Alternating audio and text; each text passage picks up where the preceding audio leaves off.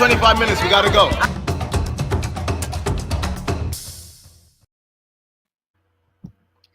Hey!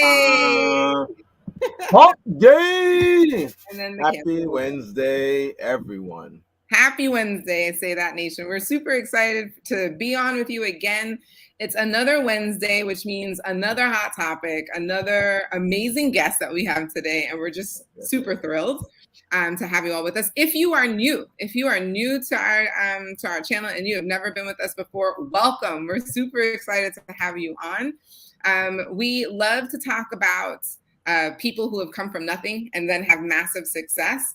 But what's really interesting is what's happening in the ugly come up. What's happening in between the bottom and the success, right? And we're unapologetic in talking about that ugly come up and what that really looks like for entrepreneurs from all areas of business life. And so we're really excited to have you on here today because that is what we're all about. And so this first portion is for you. It's here. It's on YouTube. It's live. And for those of you that are community members, you know the deal. We go into overtime on Patreon.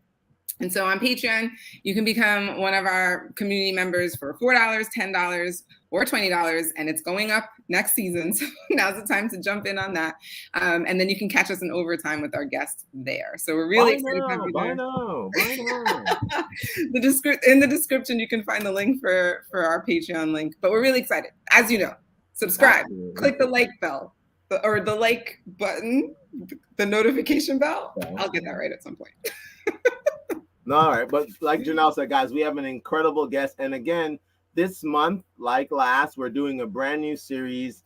We're going to be talking to people about mental health. I know this is a topic that has obviously been long-standing. A lot of people have been concerned about mental health as a whole. But I think more recently, because of what's happened with the pandemic, it's become, I think, a huge talking point. A lot of people are starting to take or pay more attention to their own mental health. And we have an incredible speaker, coach, who's going to be helping us today address how maybe you couldn't, or maybe you're not looking at certain areas of your business the right way. So I'm incredibly excited to have this gentleman on with us today. So let's get to that question, and then we will bring him up. Today's question is an executive coach the missing piece for your business success? And who do we have coming to the stage, Jay? Well, I'm super excited to bring this young man up on the stage with us. I met him at a networking group. Shout out to anybody who's a member of BNI. And he has been such a good friend to me. I've told him this privately, but I'll say it publicly. Almost like the big brother I never knew I always wanted. Always has amazing advice. He is going to be a father really, really soon. He's a mentor to a lot of people, coaches people to have extreme success as he is an executive coach. And I'm really excited to bring to you guys Bryan Winston. Our next guest.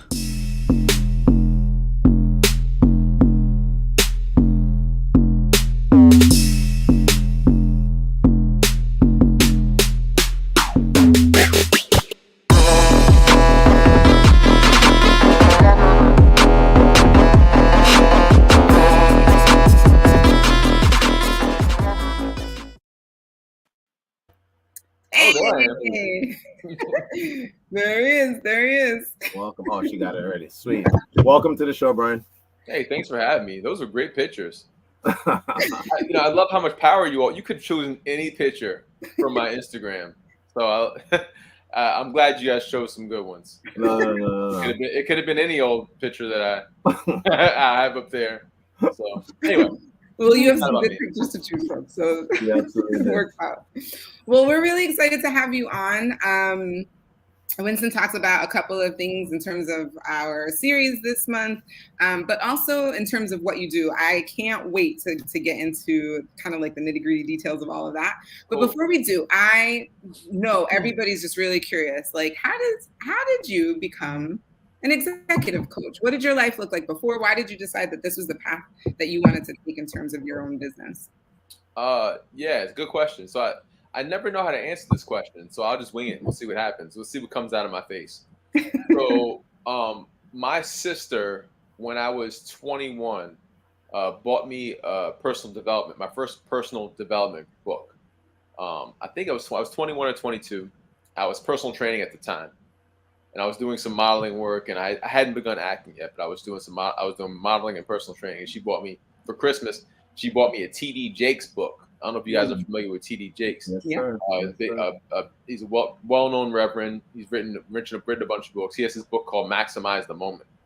And I had never read a personal development book before then. And in the introduction to the book, it was like the first time like you're a drug addict, and the first time you took a drug, you took your drug of choice. It was like that. It was like, wow. In the introduction, he talks about John F. Kennedy, and he talks a little bit. It's a little blurb about what he did in his life and some of his victories and some of the things he experienced. And then he says, well, then John F. Kennedy passed away. And he talks about the effect it had on the country. And he said, on his gravestone, there's a date, there's a number, there's a simple line, and then there's another number, another date. And he said that with all the things that he accomplished in his life and all the things he did, in the end of it, all he had was that one line to symbolize everything that had ever happened in his life. That one simple line. He said, one day we'll all have that. One day we'll all have a date, a line, and a date. And that line, which symbolizes everything that's ever happened in your entire life, is your responsibility. And for whatever reason, when I had never really thought of it like that. I never really thought that my life was my responsibility. It was my responsibility. First of all, I was born, and I'm gonna die. There's gonna be an end to Bryan Winston at some point, and that what happens in between those two dates is completely my responsibility.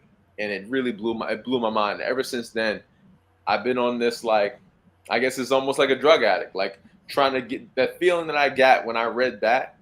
I've been trying to recreate that feeling for the last 20 years. So it started off as just, personal training and modeling, 20 years ago. And then it went into acting, and then all those things kind of, they didn't really light me up anymore. Like, I kind of each of them kind of fell off on their own. But I still had this love for personal development. And at the time I was personal training, and the people who I was training were heads of companies and people who ran their own businesses and ran teams. And I loved the conversations and the relationships I had with those people. I just didn't love personal training anymore.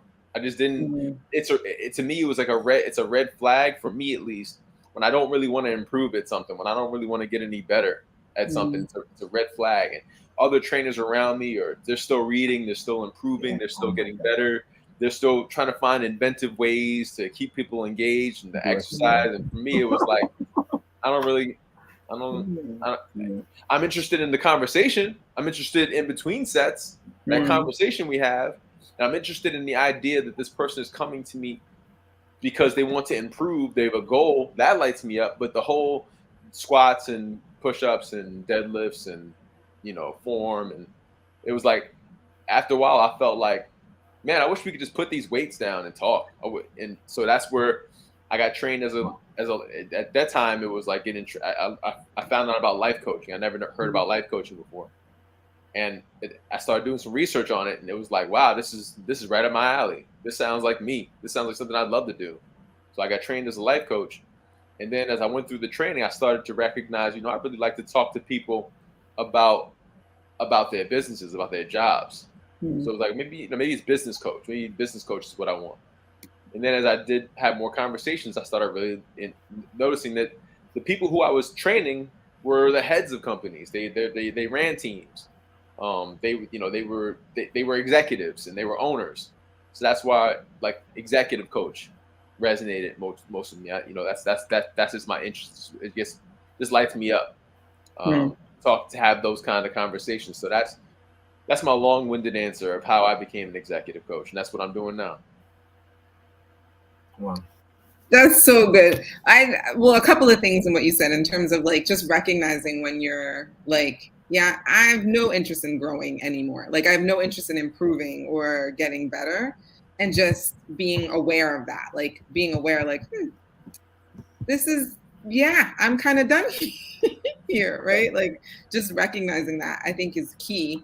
And I don't know how many people do that. I think many people just kind of like push through because they're like, oh, this is what I'm doing. So I guess I'll just keep doing it. Right. But that awareness is key. But then the other thing is that like, and then at the same time, actually, I have a question about that. So how long did it take between recognizing, okay, I'm no longer in a space of growth in this particular field?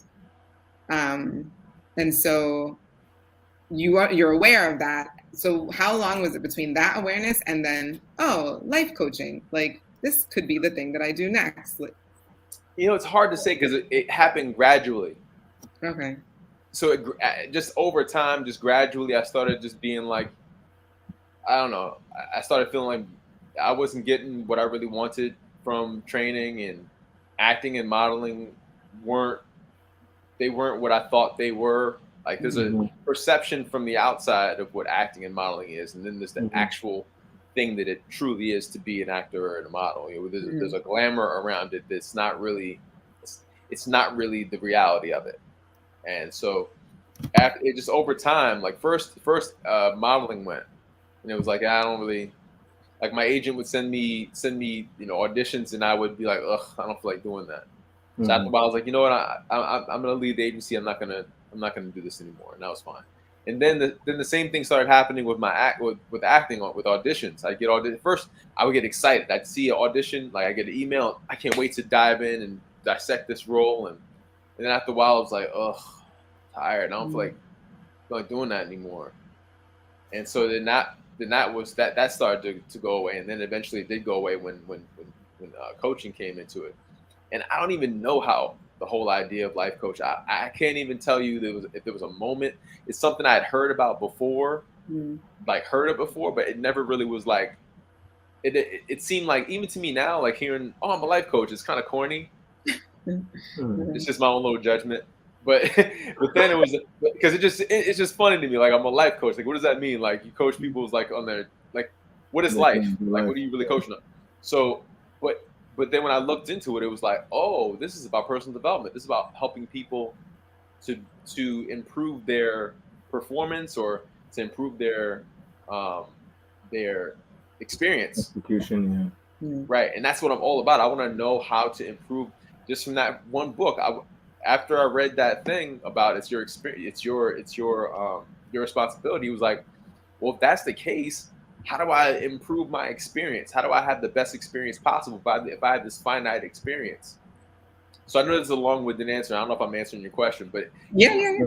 All that to say is like it just happened so gradually that I don't even know. There was no specific point that I could remember where I was like, yeah, I'm done.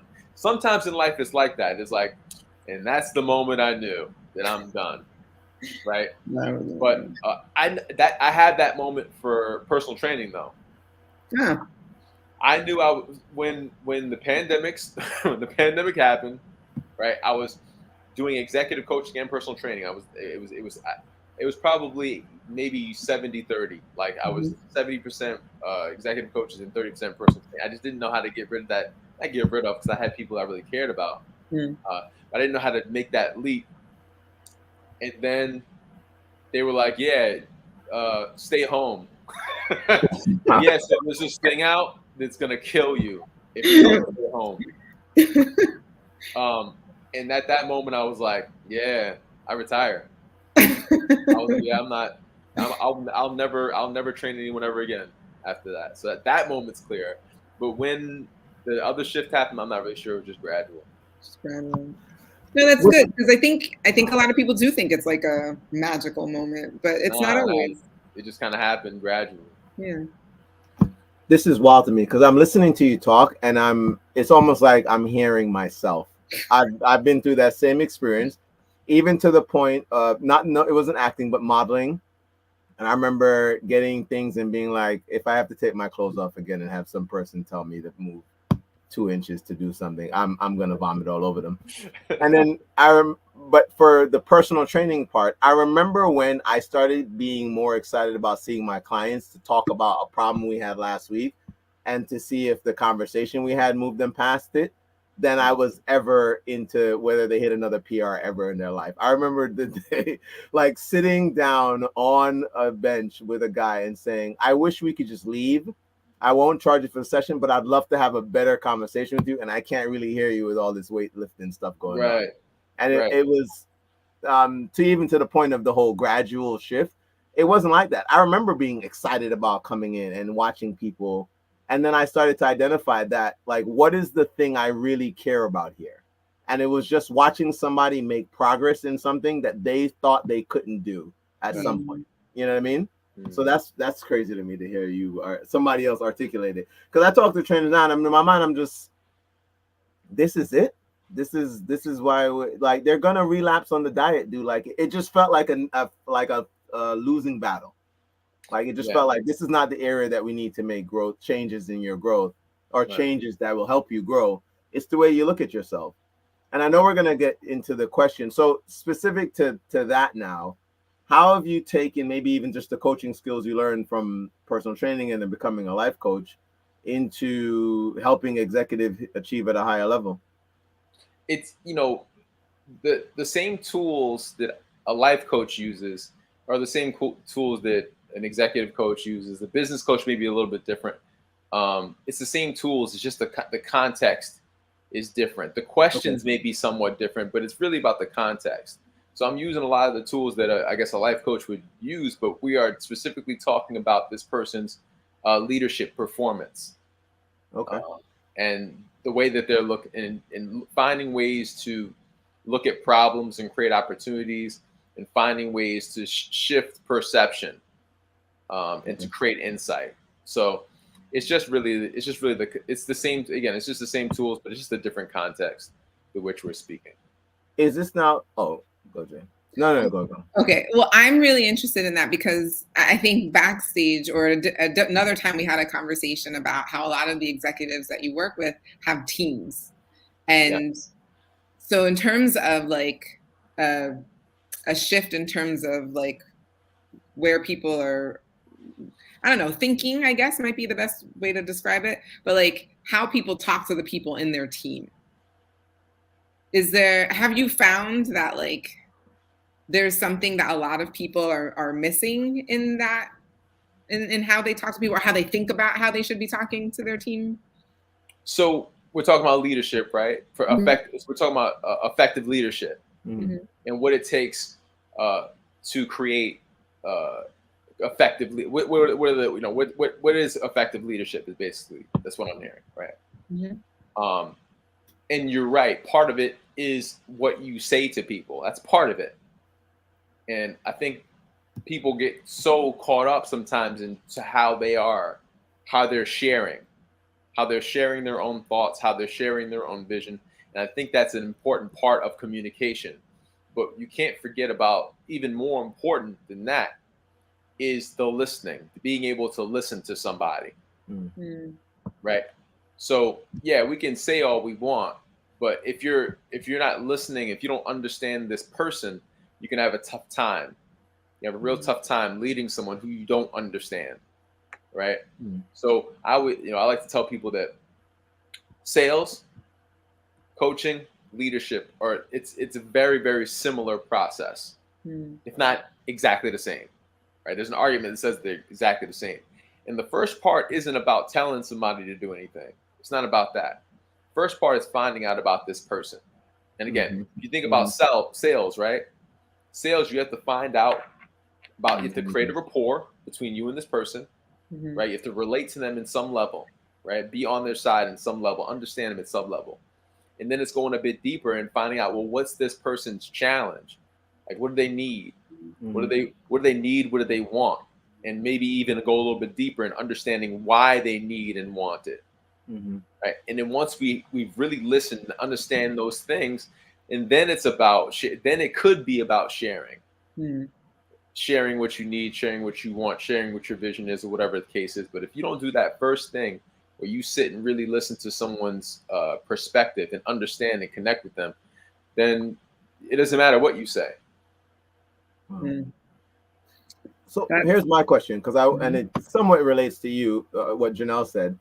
So how does that work if it's not a team? So if I'm not even at a phase yet, or is an executive coach someone I may not need if I'm the only person in my company at this point, if I'm the only one starting it, or it's not, is the need to maybe even talk to myself a certain way a part of the function of, you know what I mean? Because if I can't even articulate thoughts to myself clearly enough to maybe move forward or move an idea to a group of people, I recognize that whether I have my own business and I'm the only one there, I'm marketing to others. Mm-hmm. But does it work where it's maybe just me and I need to get myself going?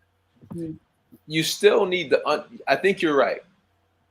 There's a level of clarity, whether you're an executive and you have a team, or you're a leader and you lead a country, or you are a solopreneur getting a business started, getting it off the ground.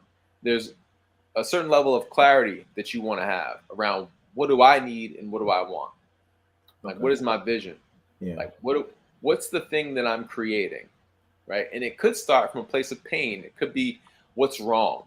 What's wrong? What's the challenge I'm having? It could start there, and that's fine. The problem with the problem frame, as we call it, is that if you stay there, then you're not in a creative place. But it's a good place to start. What's the problem I'm having? What's the challenge I'm having? What's the pain I'm feeling? And then it's, all right, let me get clear with what the outcome that I want is. What's the outcome? Nice. We have to know that. It helps to know what outcome we're going for, because then we have a source of inspiration. We have something we're aiming for. And then we also have something to create a plan around and to create actions toward, right? So yeah, if you're a solo shop, get clear with what you really want and why. That's another thing too. Like, part of what you want is going a little bit deeper and thinking, well, what will that bring me, or what benefit will that bring me, or what's the result that I'm looking for? Because that's the thing that you really want, right? And then you can start to create actions towards. You don't want to get into how too quickly. You want to spend some time in what and why before we start to get to how and tactics and habits and all that kind of stuff. That's good. So does that answer your question? I hope I answered your question. No. It absolutely does. It absolutely does. Because I know, and this is actually something we've heard from a few of the entrepreneurs, where it's essentially your mindset. They haven't broken it down, and I love how you did. Because I do think many of us get to that point of, I need to know how I need to do this, and the minute I get that part, I'll get to work. And often we find that even with knowledge, I mean, if we relate it to even personal trainer or fitness, many people, I will say, the average person knows enough, I would say, to have a somewhat healthy lifestyle, and even then they still just don't do the things they know they need to do. But I know we have a question here. It says, how do you define whether or not a person needs improvement versus personal development when you assess new clients? Oh, that's a great question. You know what? I guess my question to Brittany, thanks for the question, Brittany. My question is, what's the difference between, or what's the distinction between personal development and improvement? Okay. I'm not really certain if I know the difference between personal development and improvement. I think they're the same thing, aren't they? What do you guys think? Personal development is to improve yourself. So maybe specific character improvements as opposed to as a whole, because personal development is a very general term. Right. Like, what aspect of my person am I improving? Right. I kind of see them as synonymous, I guess. I'd love to hear her distinction between. Okay. I mean, maybe she sees a distinction between the two, but I'd be curious to hear her distinction between personal development and improvement. Maybe personal development is internal and improvement is external. Maybe improvement is performance and development is something that you do internally. That's how that's how I interpreted it when I first saw the question. Yeah, I mean, where I'm at now, I think, where I am in my development, where I'm in my in my own development, it's internal work. It's internal work because, look, if you look to just change a habit on the surface, I mean, if it's like a simple habit and it hurts and it's not, that may be easy for you to just change, right? I could change that. Now, I tried that, I didn't like it, I don't do that anymore, right? But if it's something you try to change over and over again and just doesn't seem, you would maybe need to go in and get to the roots of what's really happening there. We need to go a little bit deeper internal and do that internal work. It's the difference between cutting the tops off of a weed and really going in and pulling the root of the weed out. So if that's the distinction, I'd go that, let's look internal. Let's look inside what's really happening inside on a mental, emotional, and, spiritual level. What's really happening there? What are we really trying to accomplish? Do you have clients where you essentially would just give them a book and go, here, read this? Or is it where you're, or even if it's like to supplement the work that you're doing, you're like, here's a good book that would probably help you work on some of the things that we talked about? If I think it's appropriate, if I know a book that I think really nails it, I'll prescribe a book. Also, it depends on that person's, their learning style. Okay. Like some people don't rock with books. Some people I don't really, but a video may be a thing. Or audio, yeah. Or a movie. If there's a movie that's like, you need to watch this movie. Like I was talking to, I have these two brothers that I coach who run an export-import business. And we were just talking. We're talking about leadership. We're talking about them leading their teams. And I was like, have you seen The Last Dance? Have you two seen The Last Dance? Have you seen it, by the way? Have you seen The Last Dance? Yeah. So I was like, you got to watch The Last Dance. Like, if you watch The Last Dance, it'll really help you understand team dynamic. And, I think it's a really interesting movie to watch. So I prescribe that to them. But if I know someone's a reader, if I know they're into reading and I know a book that comes off the top and I'm like, you got to read this book. Or if it's an audio book, or if it's, sometimes I even send videos, like if it's like there's some good YouTube videos that are really powerful. So it depends on their learning style. It depends on what I have. I don't really like to prescribe books that I haven't read. I've done that before, to be honest. And sometimes it don't work out too well. Doesn't work out that well. What do you think of chapter 3? You're like, oh yeah, chapter 3, that was crazy. Yeah, that was amazing. That was crazy. With the dog and the and the guy said the thing. Remember, he said that thing. Ooh. I have a question now. In terms of, and you may have done this even when you were personal training.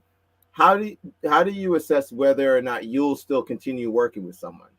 Do you have benchmarks that you have set up for yourself to say, hey, I'm expecting this level of progress. I'm expecting whether it's they increase their overall revenue for the company. Like where are some of maybe the metrics that you've designed? Because you essentially created what you're doing now on your own in some sense. It seems like you took the life coaching thing and you started to kind of, what's the word? Alex told us. You found your niche. Am I saying that correctly? Yeah, you brought up a few things that I'm glad you brought up. So we'll go one at a time. First is the expectations. So there's this coach I love. His name's Steve Chandler, and he has this book called I'm looking right at it. It's called Crazy Good. And one of the things, he used to have this seminar where he would just give these distinctions, right? It was one of them was like owner versus victim, and he talked really clearly about how an owner shows up and talked really clearly about how a victim shows up. And he had a whole bunch of these like distinctions that he would make, and the whole seminar would be based upon that. One of the ones that he had, one of the things he talks about is the distinction between expectations and agreements. And there's a difference between an expectation and an agreement. He talks about how if you think about any place in your life that you've been, was that Brian? Shut up. That's our version of the Sandman at the Apollo. I gotta start talking real fast. I'm gonna play the music. You just got yanked. I got more. Wrap it up, B. Wrap it up, B. Wrap that gavel up, B. Dave Chappelle fan. There we go. Yeah, it's like you. So where's real quick expectations versus agreements? If you look at any of the, now I'm talking mad fast. If you look at any of the disappointments, 9 out of 10 of the disappointments in your life, it comes from an expectation. I just talked to somebody about this week. Yeah, literally. It's a lot less likely. You're a lot less likely to be disappointed if you have a true agreement. Yeah. right? So with clients in the very beginning, I want to get really super clear with not expectations. I want to get super clear with our agreement. Because once we're clear with our agreement, it's like, listen, we agreed to this. It's not like I expect you to do this, I expect you to do that. It's like, okay, this is where you want to go. All right, good. This is where I want you to go to. And let's make some agreements. So we have to agree. We're going to agree to show up here every week at 2:00. Is that an agreement? Okay, so we agreed on that. Okay. We're also going to agree that you're going to do a food journal. Is that something you can do? And how often can you do that? And what agreement can we make around the food journal? And we come to really super clear agreements, because then we have something to hold each other to. I have my stuff, you have your stuff, we're clear, right? And if we break our agreement, then we have a conversation about breaking the agreement, right? So we always want to start off with, instead of having expectations, we want to create really clear agreements. I love that. That's actually really good. That can be used in so many different places and settings and circumstances. I mean, for those of you who don't know, I also teach, and I'm thinking we talk about expectations all the time as, you know, faculty and students. And when the students don't understand what the expectations are, and that's usually when there's like a lot of like anxiety and tension and everything. But what if it wasn't an expectation, but an agreement that this is what's going on? I think it would be a much more powerful way to look at even their learning and what they do. Okay, right. So we're out of time, but a couple of things. You're going to finish answering Winston's question in overtime, and I have a question. I want us to continue the conversation about what failure really is and what that looks like to you personally, and also a little bit about the distinction between what you do and if somebody has, and if somebody has some mental health stuff going on and how you handle that. So cool. That's what we'll do in overtime. Cool. Great. Love it. Looking forward to it. So guys, here's Bryan's website. There's the link below. You guys can find him there. I love that. Book a discovery call. I love when people come up with names for stuff. That's not just like consultation. That's just, I mean, even the creativity to come up with that, you deserve to. You should reach out. Yeah, let's discover some stuff. I'm about to say, get your discovery call going. And then one more, I know before we jump, I do want to share that IG because more people are inclined to reach out there. And I know you can also find him on IG. I bring that up, right? There we go. With one of his old model pictures, I think. He's No, I shot that a couple months ago. Oh, okay. I can tell. It's funny. The one that we use for the intro, I literally, as I'm going through, I'm like, I wonder if he's modeled. Nah, but yeah. I love it. Oh, we should have asked you. Oh man, we should have definitely had you on when we did our live about Will Smith and what happened. Oh, Will. Yeah, I know. We may have to have you on and come bring that one back because I'm hearing. Yeah, I'd love to talk again. I haven't really spoken to people about. I talked to my wife about it, but I haven't talked to too many people about that. That'll definitely be something. If anything, Monday, if you're free, we can come back with that one. Yeah, I've heard a lot of other things now. I've seen a lot of comedians weighing in on it now. Some people throwing up just regular shade or whatever. But I actually think it's what happened there is something we should be discussing. There's something happened in that beyond a man slapping another man. This is what I was saying the whole time. It's so layered. Yes. Okay. We got to go into overtime. Yes. All right. So for anyone who is brand new, again, you can find the link. I think Janelle dropped it. It's in the description. It is in the description. So you guys can join this conversation. Bryan's about to really go in on this. So thank you guys for everybody who was on live. And as always, remember you deserve the good life. Say that. We got it. Have an amazing